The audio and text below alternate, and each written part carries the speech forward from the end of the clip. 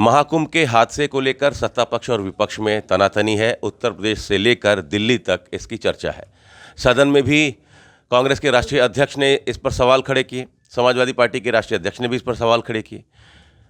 सरकार लिस्ट कब जारी करेगी, कितने लोग मरे, आंकड़े क्या है, इन तमाम मुद्दों पर दोनों तरफ से राजनीति देखने को मिल रही है। और इस पर बातचीत करने के लिए उत्तर प्रदेश सरकार में कैबिनेट मंत्री ओम प्रकाश राजभर जी हमारे साथ हैं। 1954 में स्वतंत्रता के बाद पहला कुंभ लगा था, उस समय भी 800 लोग मरे थे। 316 की सूची जारी हुई थी और 800 लोगों की मौत का आंकड़ा बताया जा रहा था उस समय जो विपक्ष था। मेरे पास है प्योर पाव भाजी का मसाला, प्योर पाव भाजी मसाला, पाव भाजी को टेस्टी बना डाला, सबका राजा और प्योर मसाला। आज फिर 30 लोगों की सूची जारी है और मल्लिकार्जुन खड़गे तो कह रहे हैं हजारों लोग मर गए। अगर उनकी निगाह में हजारों लोग मरे हैं तो राष्ट्रीय पार्टी है कांग्रेस, उनके संगठन पूरे देश में है, तो उनको गांव में, ब्लॉक में, विधानसभा में, जिले में, प्रदेश से उनको एक सूची तैयार करके आपके सामने आना चाहिए कि सरकार आंकड़ा जो प्रस्तुत कर रही है ये गलत है, हम ये आंकड़ा दे रहे हैं, इसकी जांच करा लिया जाए। अगर कोई विपक्ष के पास मर्द हो तो ये प्रस्तुत करे। मतलब आप भी वही बात कह रहे हैं कि आंकड़े भी जारी है, विपक्ष करे।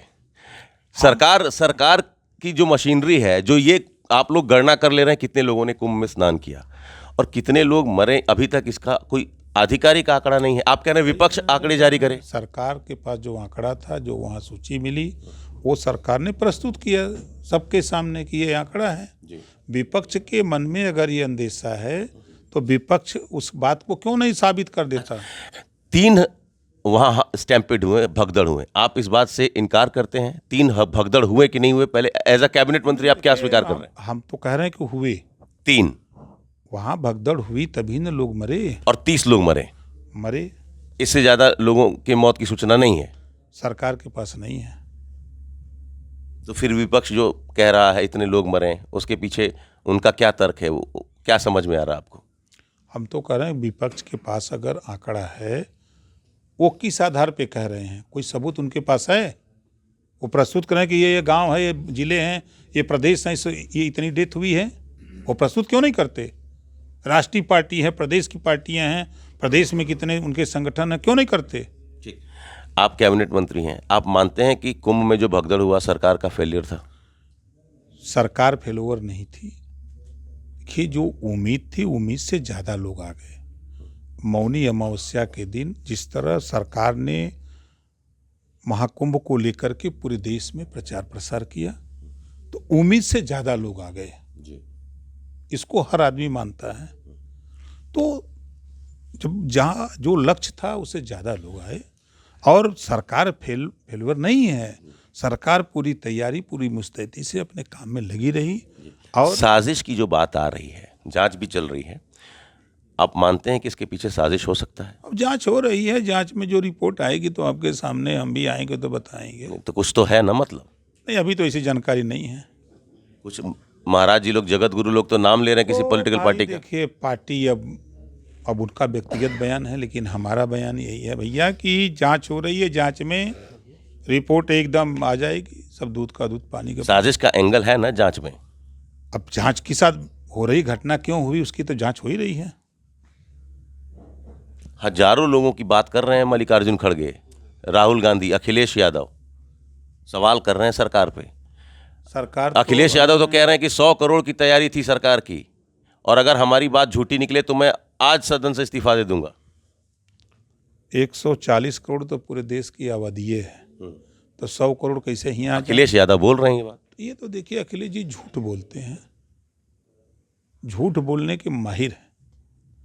अगर माहिर नहीं होते तो मुसलमानों के साथ झूठ बोलते हैं, उनको नफरत सिखाते हैं, शिक्षा की बात नहीं करते, रोजगार की बात नहीं करते, नौकरी की बात नहीं करते, भाईचारा की बात नहीं करते, सिर्फ नफरत की बात करते। अति पिछड़ों का वोट लेते हैं, अवध पिछड़ों का हक लूटते हैं। अच्छा, ठीक, अखिलेश यादव झूठ बोलते हैं। क्या अवधेश प्रसाद जी का रोना भी झूठ मूठ का था? उन पर भी आरोप लगा कि वो मेलोड्रामा कर रहे हैं। सरकार ने, जो सरकार के पास जानकारी हुई, सरकार ने तुरंत कार्रवाई करके तीनों अपराधियों को गिरफ्तार कर लिया।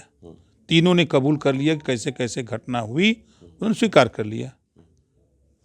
घटना के बाद यही होती है ना कि त्वरित कार्रवाई हो, तो सरकार ने त्वरित कार्रवाई की, प्रशासन तुरंत लगा और तीनों लोगों को सामने ला दिया। लेकिन उनके रोने को तो पॉलिटिकल नहीं बनाना चाहिए था ना। नहीं, हम तो उनसे कहे कि रोना नहीं चाहिए, आप घबराइए नहीं, सरकार उसका पर्दाफाश करेगी, अपराधियों को तत्काल पकड़ गिरफ्तार करके जेल भेजेगी और कड़ी से कड़ी कार्रवाई होगी, उनके खिलाफ सजा दी जाएगी। चलिए, एक आखिरी सवाल, तो मिल्कीपुर में तो इलेक्शन है, सबकी नज़र है उस पर। अगर मिल्कीपुर सत्ता पक्ष हारता है तो आपको लगता है कि इसका असर होगा, चूंकि अयोध्या के बाद अगर मिल्कीपुर भी हार जाते हैं आप? देखिए, आप लोग जो है ना, अभी 9 उपचुनाव सीटों का था, विधानसभा का जो 9 सीटों का चुनाव था, तो यही विपक्ष के लोग कहते थे कि ये सेमीफाइनल है 27 का, यही तय करेगा।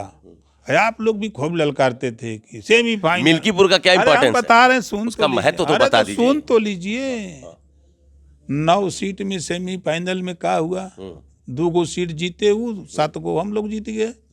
अब जीतने के बाद वो का आरोप लगाए कि सरकारी मशीनरी का दुरुपयोग तो हुआ। यही आरोप मिल्कीपुर में वो लगाएंगे? भैया मेरे तो 2 सीटिया जो जीते,